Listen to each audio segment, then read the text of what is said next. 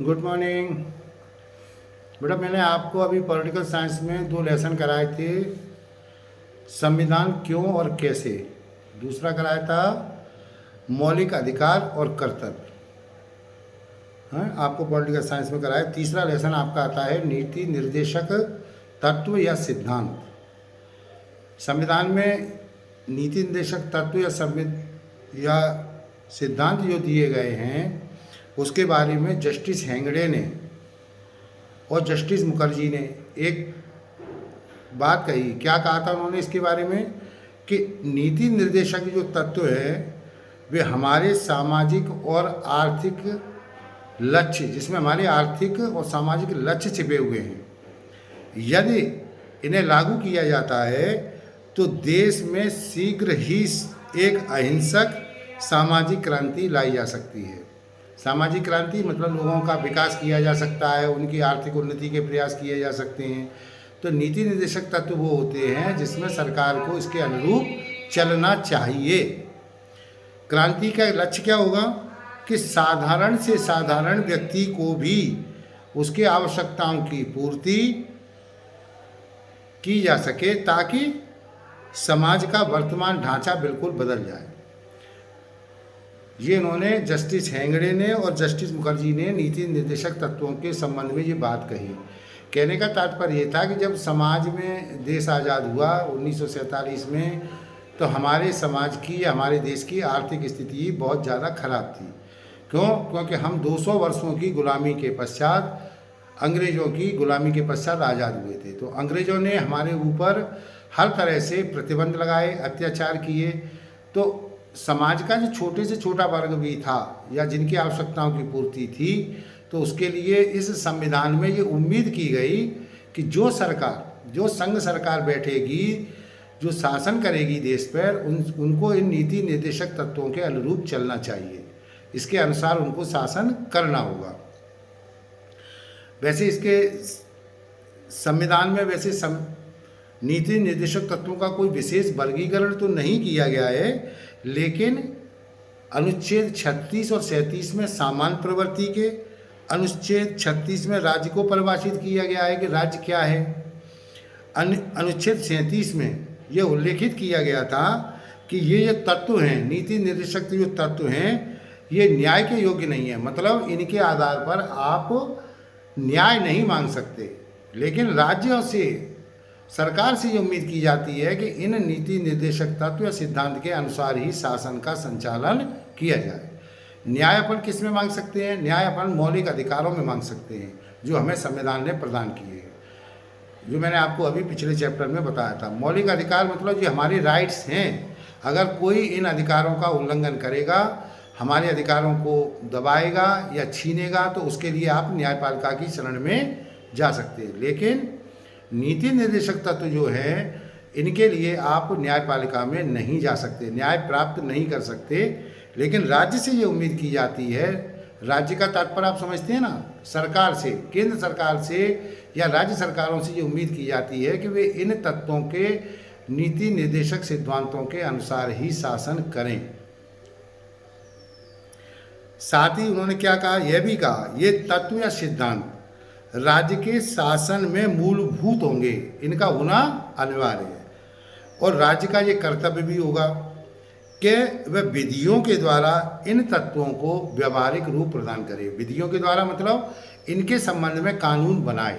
ऐसी उम्मीद संविधान के निर्माताओं ने की थी सरकार से कि आप इस तरह के नियम कानून बनाएंगे जिनसे इन नीति निर्देशक तत्वों की पूर्ति हो जाए।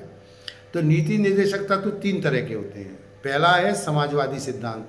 तो समाजवादी सिद्धांत में क्या क्या चीज़ें आती हैं? नंबर 1, राज्य का ये कर्तव्य है, मतलब सरकार का या जो शासन कर रहा है उनका ये कर्तव्य है कि वह सभी नागरिकों को जीविका उपार्जन के लिए भौतिक साधन उपलब्ध कराएगा।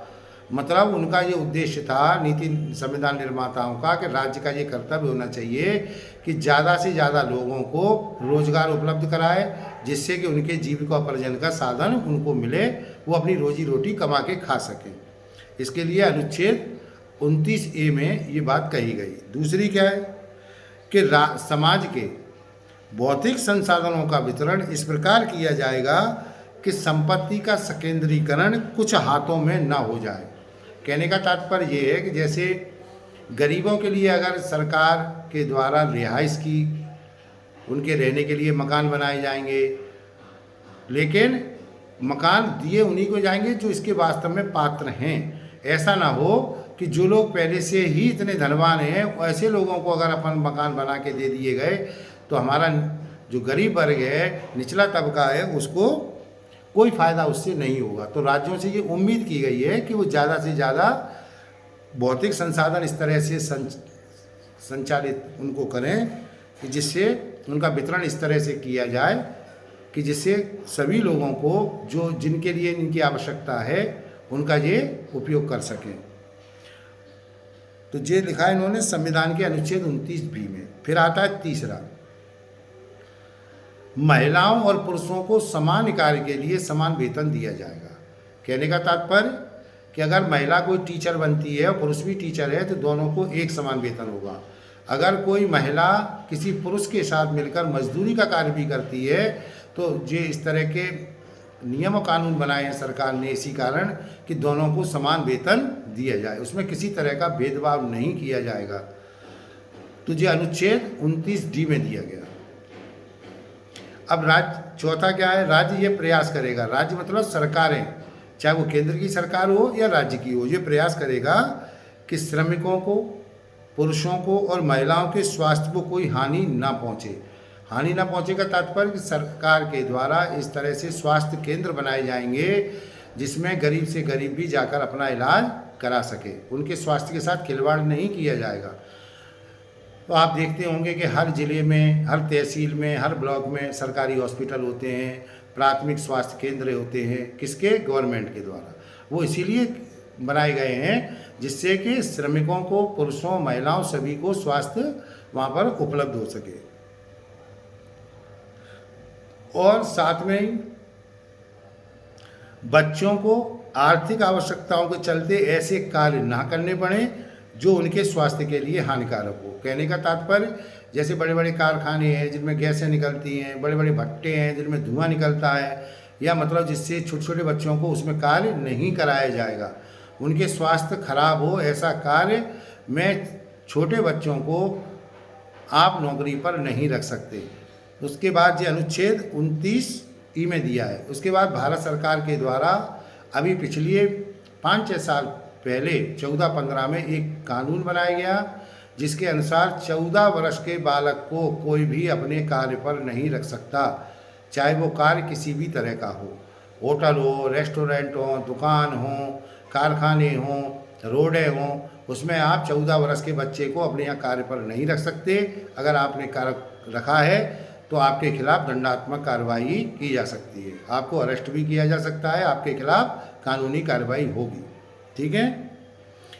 5वां, राज्य अपनी क्षमता और उपलब्ध संसाधनों के भीतर, राज्य के पास जो उपलब्ध संसाधन हैं, क्षमताएं हैं राज्यों की, उसके भीतर शिक्षा और बेरोजगारी की स्थिति में सार्वजनिक सहायता सुनिश्चित करेगा। कहने का तात्पर्य कि समाज के सभी तबके को, समाज के सभी वर्ग को, चाहे वो किसी भी धर्म से हो, उसको आपको शिक्षा उपलब्ध करानी है। इसीलिए सरकार के द्वारा सरकारी स्कूलों की जगह जगह स्थापना की गई। साथ ही उनकी बेरोजगारी को दूर करने के लिए इस तरह से पद निकाले जाएंगे नौकरियों के लिए सरकार के द्वारा जिसमें सभी की भागीदारी सुनिश्चित हो सके। ठीक है। तो ये हुआ दूसरा। 5वां है, राज्य सभी श्रमिकों के लिए कार्य की उचित दशाएं और वेतन सुनिश्चित करेगा। अनुच्छेद 43। कहने का तात्पर्य जो श्रमिक हैं, जो सरकार के कामों में कार्य कर रहे हैं, रोड बनाने में, बिल्डिंग बनाने में, हॉस्पिटल बनाने में या और भी किसी तरह के काम कर रहे हैं, तो उस कार्य के लिए उनका वेतन भी सरकार के द्वारा एक निश्चित वेतन सुनिश्चित किया जाएगा जो उनको देना आवश्यक है। जिस सरकार का कर्तव्य है, मतलब सिद्धांतों में, नीति सिद्धांतों में ये बात भी आती है। तो ये तो हुए समाजवादी सिद्धांत। अब आते हैं गांधीवादी सिद्धांत। गांधीवादी सिद्धांत में क्या अपेक्षा की गई थी संविधान के द्वारा इन सरकारों से कि राज्य ग्राम पंचायतों के गठन के लिए कदम उठाएगा, मतलब गांव-गांव में पंचायतें होंगी। तो इसके लिए 1987 में जब राजीव गांधी सरकार आई थी केंद्र में, तब उनके द्वारा ग्राम पंचायतों के लिए संविधान में एक संशोधन किया गया और ग्रामीण स्तर पर पंचायतों को विशेष अधिकार देते हुए इस उद्देश्य को प्राप्त किया गया। मतलब ग्राम पंचायतों के गठन किए जाएंगे, उन्हें ऐसी शक्तियां और सत्ता प्रदान की जाएगी जिससे वे स्वशासन की इकाई के रूप में सुचारू रूप से कार्य कर सकें। सुचारू रूप से कैसे कार्य करें? सुचारू रूप से भाई गांव की पंचायत आपने बना दी, अगर उनको आप अधिकार नहीं देंगे, उनको आर्थिक मदद नहीं देंगे, तो वो क्या कार्य करेंगे? कुछ नहीं कर पाएंगे। तो इसीलिए 1987 में संविधान में एक संशोधन किया गया जिसके अनुसार ग्राम पंचायतों को आर्थिक अधिकार भी दिए गए। वो गांव में तालाब बनवा सकते हैं, रोडें बनवा सकते हैं और गांव में विकास के और भी कार्य होते हैं, उनको शौचालय वगैरह का निर्माण करा सकते हैं। ठीक है, जो लोगों की विशेष आवश्यकताओं की जिनसे पूर्ति की जा सकती है। वहाँ आसपास के जो जंगल हैं उनकी रखवाली करने के लिए भी प्रावधान किए गए। तो ये अनुच्छेद 40 में के बारे में विस्तृत वर्णन से उन्होंने लिखा है। अब क्या करेगा? दूसरा आता है इसमें गांधीवादी सिद्धांतों में जनमानस। राज्य क्या करेगा? राज्य का तात्पर्य आप समझ रहे हैं ना, सरकार है। राज्य का तात्पर्य होता है सरकार, चाहे वो केंद्र की हो या राज्य की हो। तो ज़्यादातर आप लोगों को मालूम है कि कानून बनाने का काम अधिकतर केंद्र सरकार के द्वारा किया जाता है। कुछ विषय ऐसे होते हैं जिनमें राज्यों को कानून बनाने का अधिकार है। तो राज्य जनमानस के कमजोर वर्गों, विशेष रूप से अनुसूचित जातियों, जनजातियों के शैक्षणिक और आर्थिक हितों के पोषण का प्रयास करेगा और सामाजिक अन्याय तथा सभी प्रकार से शोषण से उनकी रक्षा करेगा। राज्य का ये कर्तव्य है कि हमारे समाज के जो कमज़ोर वर्ग हैं, अनुसूचित जाति, जनजाति, पिछड़े वर्ग, इनके लिए सरकार के द्वारा आर्थिक हितों के, इनके पोषण के लिए इनको रोजगार देने का अवसर इन्हें प्रदान किया जाएगा। इनके बच्चों को शिक्षा प्रदान करने के अवसर दिए जाएंगे। उसके लिए सरकार के द्वारा कोचिंगों की व्यवस्था की जाती है, आदिवासी छात्रावास, हरिजन छात्रावास, ये सब इसी श्रृंखला की कड़ी हैं जिससे ये लोग, इनके बच्चे आसानी से पढ़ सकें, अपनी आर्थिक स्थिति को पढ़ लिख कर दूर कर सकें, अपनी आर्थिक स्थिति मजबूत कर सकें। ठीक है, और इनके शोषण के विरुद्ध भी रक्षा करेंगे। अगर कोई इनको सताता है या इनका शोषण करता है तो उसके विरुद्ध राज्य को कार्रवाई करनी होगी। ये कोई अगर इनके प्रति गलत कार्य करेगा, गाली गलौज करेगा, मारेगा, पीटेगा, तो इनको उनके लिए एक अलग से नियम बनाए गए हैं संविधान में संशोधन करके, उनके खिलाफ कार्रवाई सुनिश्चित की जाएगी। और क्या करेगा राज्य? ग्रामीण क्षेत्रों में, हमारे गांव के देहात के जो गांव हैं उनमें कुटीर उद्योगों की स्थापना करने के लिए विशेष प्रयास होंगे। कुटीर उद्योग क्या होता है? छोटे छोटे कार्य, झाड़ू बनाना, कूचे बनाना हैं, और उसके अलावा सब्जियों के कुछ ऐसे कार्य बना सकते हैं। छोटी छोटी ज़रूरत की जो चीज़ें हैं उनका निर्माण गांव क्षेत्र पर होगा। कुटीर उद्योग कहलाते हैं, जिनको आप बना के बेच सकते हैं, अपनी जीविकोपार्जन को मजबूत कर सकते हैं, अपनी आर्थिक स्थिति को मजबूत कर सकते हैं। इसके लिए राज्यों को ग्रामीण क्षेत्रों में कुटीर उद्योगों की स्थापना करनी है। उसके क्रम में बहुत से ग्राम पंचायतों में आप देखते हैं वहाँ से संबंधित जो जड़ी बूटी होती जंगल में वो इकट्ठा करवाई जाती है और उसके से शहद वगैरह तोड़ के बनाया जाता है, मुर्गी पालन करवाया जाता है, मछली पालन कराया जाता है। तो ये सारे उद्योग काय में आते हैं? कुटीर उद्योग में आते हैं, जिसके लिए सरकार के द्वारा समय समय पर सहायता भी दी जाती है।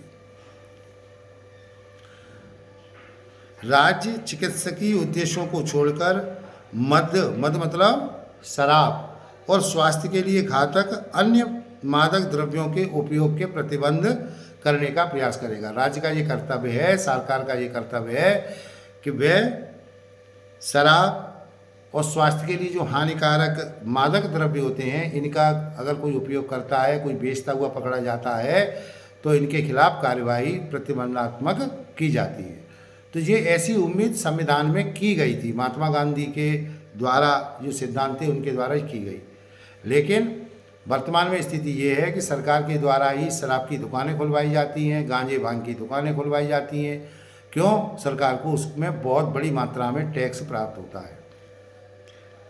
अब और राज्य की क्या जिम्मेदारी है कि गाय जो है, बछड़े हैं, इसी प्रकार से हम हमारे अन्य दुधारू जो पशु हैं उनकी हत्या रोकने के संदर्भ में प्रयास करेगा। अगर कोई उनकी हत्या करता है, उनको मारता है, पीटता है, तो उसके खिलाफ दंडात्मक कार्रवाई करने की सरकार से अपेक्षा की जाती है।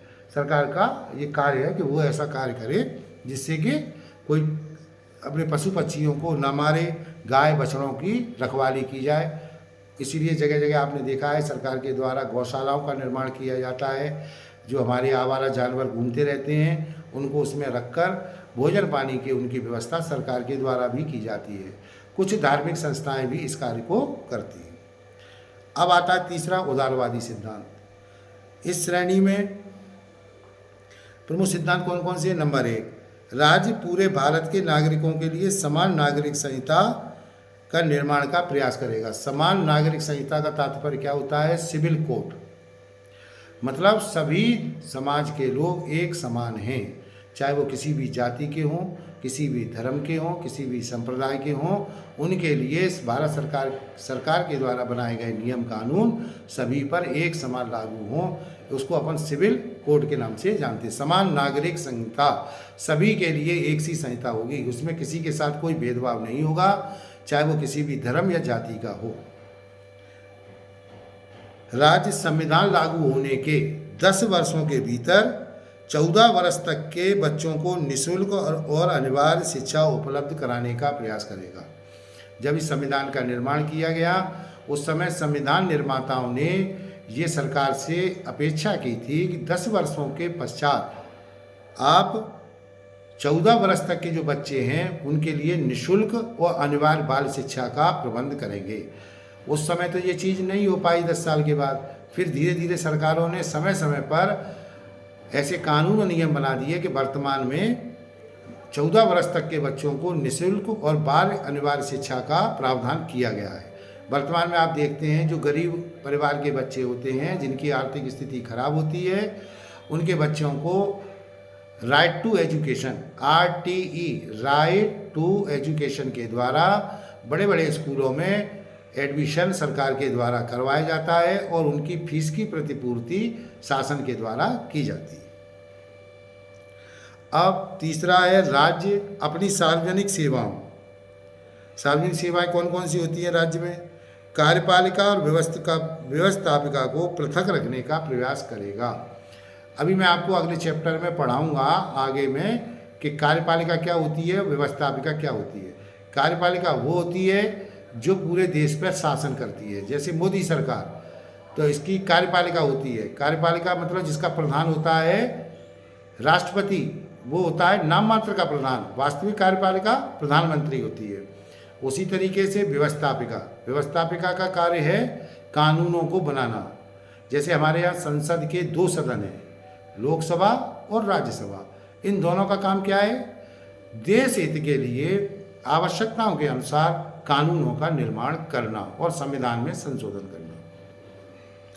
तो जब संविधान लागू हुआ तो उस समय राज्यों से ये अपेक्षाएं की गई थी कि कार्यपालिका और व्यवस्थापिका को एक दूसरे से अलग रखा जाए, क्योंकि कार्यपालिका का काम होता है देश पर शासन करना, व्यवस्थापिका का काम होता है देश को सुचारू रूप से चलाने के लिए उन कानूनों का निर्माण करना।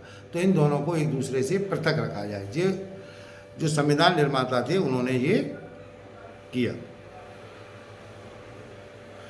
चौथा इसमें आता है राज्य अपनी वैधानिक व्यवस्था का संचालन इस प्रकार से करेगा कि समाज के सभी सदस्यों को अवसर की समानता प्राप्त हो, आधार पर समानता के अवसर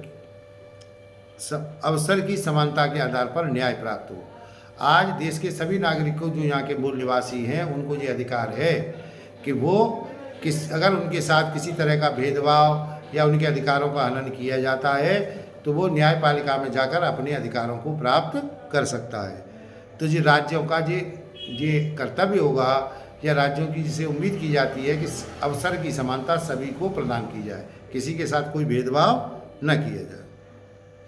राज्य आवश्यकता अनुसार निःशुल्क वैधानिक सहायता भी उपलब्ध करेगा ताकि आर्थिक व अन्य मजबूरियों के कारण कोई न्याय से वंचित न हो जाए।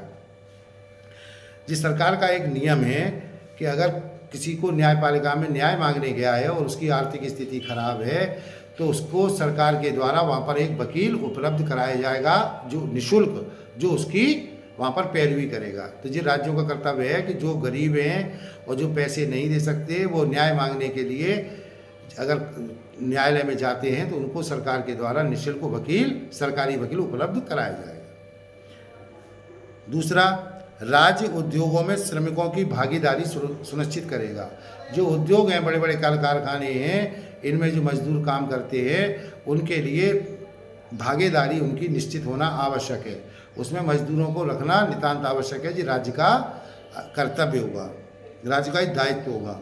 दूसरा, प्रत्येक राज्य का ये दायित्व भी होगा कि वह प्रत्येक स्मारक अथवा कला और ऐतिहासिक रुचि के स्थलों की रक्षा करे जिन्हें विधि द्वारा राष्ट्रीय महत्व का घोषित कर दिया गया है। जैसे कुछ अपने यहाँ स्मारक हैं, जो पुरानी इमारतें हैं, ताजमहल है, लाल किला है, कुतुब मीनार है, हमारे ग्वालियर का किला है, सभी जगह ऐसे ऐसे पुरातत्व की इमारतें हैं जिनकी हिफाजत करना, उनकी देखभाल करना, उनको कोई नुकसान न पहुंचाए, इस तरह का राज्यों का ये कर्तव्य होगा। राज्य अंतर्राष्ट्रीय शांति और सुरक्षा के संवर्धन, राज्यों के मध्य सम्मानजनक संबंध बनाए रखने, अंतर्राष्ट्रीय विधि संधिगत उत्तरदायित्वों के प्रति सम्मान विकसित करने और पंच निर्णय के माध्यम से अंतर्राष्ट्रीय विवादों को निपटाने की दिशा में प्रयास करेगा।